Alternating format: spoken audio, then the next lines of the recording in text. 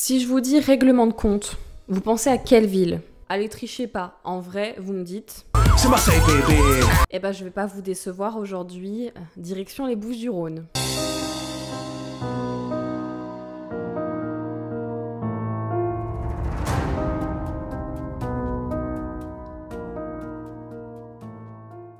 Laissez-moi vous raconter aujourd'hui l'affaire de la tuerie du bar du téléphone, aussi connue sous le nom du massacre de la Saint-Gérard. Tout un programme. Nous sommes le 3 octobre 1978 au Petit Canet, un quartier d'un arrondissement de Marseille, le 14e. Il est 20h30 et le bar du téléphone est ouvert. C'est un bar comme il y en a plein d'autres à Marseille, un bar animé par ses clients habituels qui viennent boire un verre, discuter avec le patron, tout ce qu'il y a de plus normal. Et ce jour-là, eh bien, on a une dizaine de personnes à l'intérieur en train de consommer. Bref, une soirée classique, mais vous le comprenez, qui va vite tourner à l'enfer. Plusieurs hommes armés débarquent dans le bar avec des fusils, différentes armes. Et là, ils vont faire un carnage. Ils vont descendre tout le monde. 10 personnes en tout sont abattues, 9 consommateurs, je vous mets leur nom à l'écran, ainsi que le gérant du bar. Aussi vite qu'ils sont arrivés, les hommes repartent dans la nuit, un chauffeur les attendait. Et des témoins qui étaient à l'extérieur ont entendu les coups de feu et rapidement préviennent les autorités. La police qui est appelée, elle croit au début que c'est un canular, mais elle se rend compte que c'est réel et elle arrive sur place. Et là, elle va réaliser l'ampleur de ce qui s'est passé.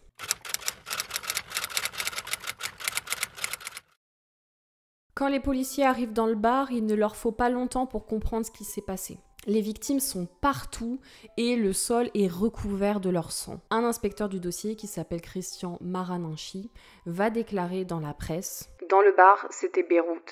Il y avait des corps partout. On pataugeait dans le sang, on en avait jusqu'aux chevilles. » Pour vous décrire la scène, on a 4 victimes à gauche de l'entrée, 2 derrière le comptoir, 2 autres au fond de la salle, un recroquevillé dans une arrière-salle et un dernier étendu vers la cuisine. La police, qui est sous le choc, comme le magistrat, le procureur qui est arrivé, fouille les lieux et vont découvrir que 2 personnes ont survécu. On a tout d'abord la femme du gérant qui était montée dans les appartements à l'étage juste avant que les hommes arrivent. Sacrée chance. Et le frère d'un des consommateurs qui a été tué. Il s'appelle Jean. Et on en reparlera. Ce sont donc les derniers témoins de ce qui s'est passé et ils vont expliquer que 3 hommes ont débarqué dans le bar, armés jusqu'aux dents, et qu'ils ont commis ce crime de façon express, en 4 minutes au total. Ils s'étaient couverts le visage avec des bas et des passe-montagnes pour ne pas être reconnus. Il est clair qu'ils ne venaient pas pour boire un pastis. La police analyse la scène de crime et fait des découvertes intéressantes, notamment en regardant les douilles. On se rend compte qu'il ne s'agit pas d'amateurs. Déjà parce qu'ils avaient un matériel important, il y avait des pistolets mais aussi des fusils à pompe, et surtout en raison des coups qui ont été portés. Je vous l'ai dit, on a 10 victimes, 10 personnes qui ont été touchées. Mais on sait qu'une vingtaine de coups seulement ont été tirés. Ça fait donc très peu de coups et donc des tirs qui sont précis. Mais surtout, on observe que les miroirs, les verres, les bouteilles qui étaient sur les tables, on est quand même dans un bar, rien n'a été cassé. Alors que d'habitude, dans les scènes de tir, vous en avez en tête dans les films, on canarde tout ce qui passe. Là, ce n'est pas le cas, donc on a des hommes qui, à minima, savent viser. Et dans la vraie vie, on n'est pas tous tireurs d'élite et c'est compliqué d'atteindre des cibles, surtout quand elles sont en mouvement. Souvent, les balles vont ricocher, elles vont atterrir dans le mur, c'est rarement aussi propre. Les victimes ont été touchées à la tête et dans l'abdomen. On a donc des frappes qui sont précises, encore une fois. Nous avons donc affaire à des criminels expérimentés. Mais qui sont ces criminels? C'est la question qu'il faut se poser maintenant.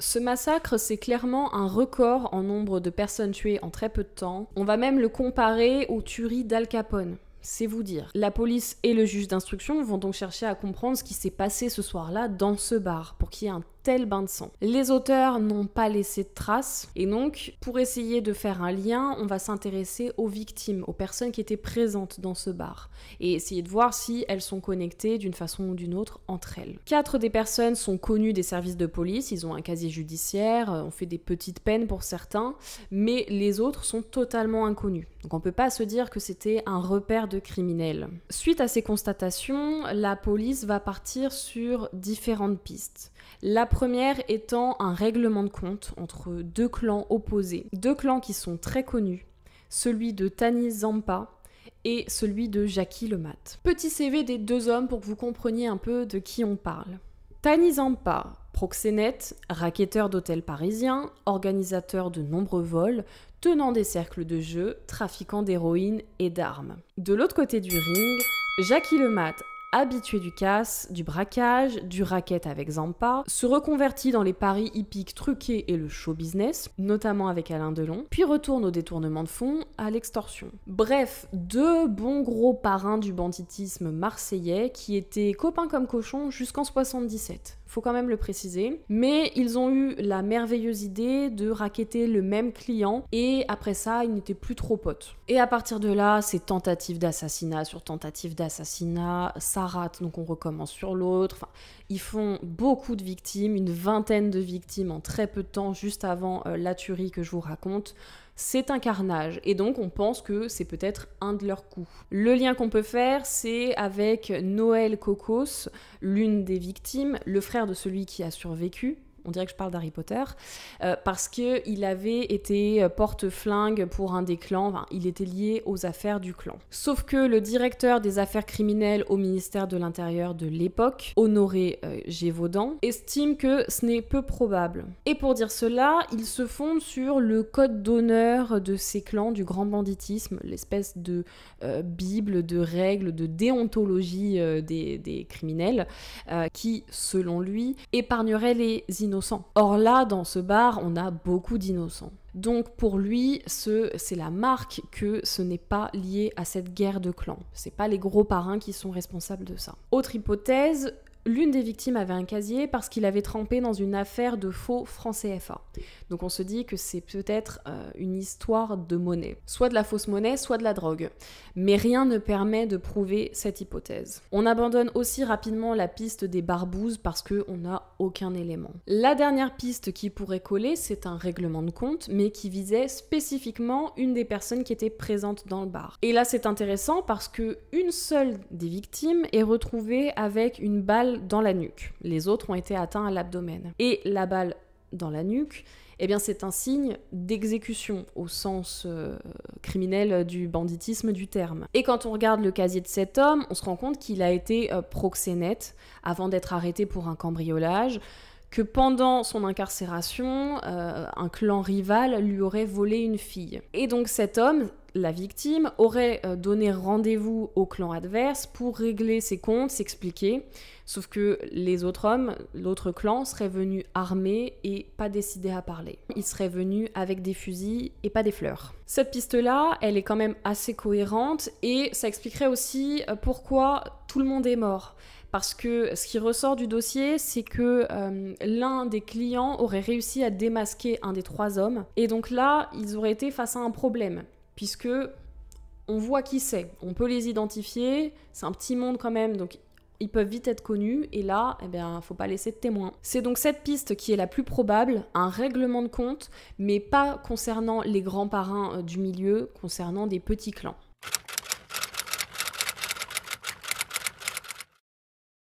J'imagine que vous vous demandez à ce stade si cette piste, ce règlement de compte, a été vérifié par le juge d'instruction. Qui n'est d'autre d'ailleurs que le juge Pierre Michel, que vous connaissez forcément. Et si vous ne le connaissez pas, vous arrêtez tout de suite, vous mettez pause, vous allez voir la French et vous revenez. Je reste là en attendant, promis. Bon, maintenant que c'est fait, vous comprenez un petit peu mieux l'ambiance de ce dossier, puisque vous voyez qui est le juge. Le juge Michel, son but, c'était de nettoyer Marseille du grand banditisme, des trafics de drogue, du proxénétisme, enfin bref, il voulait vraiment nettoyer tout ça. Il a donc autorisé des écoutes, et de ces écoutes, on a réussi à sortir plusieurs noms. Sauf que le juge Michel, il voulait une condamnation à la peine capitale. Son objectif, c'était pas de les envoyer derrière les barreaux quelque temps et qu'ils ressortent après. Et donc pour ça, il fallait des aveux. Sauf que ces aveux, il ne les obtiendra jamais. Le juge Michel est assassiné le 21 octobre 1981 et ce dossier, il va donc être transmis à un autre juge d'instruction, Jacques Calmette. À l'époque, on n'a pas de prélèvement ADN et surtout la scène de crime, ça a été vraiment une boucherie. C'est-à-dire que Les enquêteurs sont arrivés les pieds dans le sang, on n'a pas forcément fait les prélèvements, il y a des traces, des preuves qui ont été prises, qui ont été perdues, on a déplacé des douilles, enfin bref, rien ne va et donc c'est toujours plus compliqué pour essayer de retrouver derrière qui sont les auteurs du crime. Le commandant Pietri, qui était sur place à ce moment-là, déclare dans la presse « Et ce soir-là, c'était du grand n'importe quoi. On a même cru que la substitut du procureur allait fondre en larmes. » Cette affaire, elle reste donc sans réponse. L'avocate de Jean Kokos, dont je vous parlais, qui s'appelle Maître Eliane Keramidas, pense que cette affaire a été un vrai gâchis et que personne n'a parlé et que personne ne parlera. Je vous précise d'ailleurs que Jean a été abattu quelques temps après ce massacre. Alors, vous en pensez quoi ? Pour vous, quelle théorie est plus cohérente ? Laissez-moi votre avis en commentaire comme d'habitude. Personnellement, le fait que Jean ait été abattu, ça me donne 2 idées. La première, ça serait que, effectivement, il faudrait regarder du côté de son frère. On aurait peut-être une fratrie avec un casier, avec des liens, et ça permettrait de remonter sur le mobile, finalement, de ce massacre. Mais la deuxième idée qui me vient aussi, c'est que Jean était présent sur place. Et que peut-être que ceux qui ont fait ça ont vraiment voulu se débarrasser de tous les témoins pour être sûr de ne laisser personne. C'est inquiétant pour la femme du gérant du bar, qui visiblement n'a pas été tuée, en tout cas j'ai pas eu l'information. Ça pose question, je vous laisse me donner votre avis là-dessus. Personnellement, j'ai du mal avec l'idée d'un code d'honneur des parrains de la drogue. Je sais pas, ça me semble pas compatible, mais bon, pourquoi pas. J'ai l'impression que ces gens-là ont laissé derrière eux un sillage de victimes et que clairement, c'était pas toujours des gens coupables. Hein. Je pense qu'il y a eu beaucoup d'innocents qui ont été tués. Sortir d'office la thèse des parrains, juste pour ce motif-là qu'il y ait eu des victimes innocentes, ça me semble un peu léger.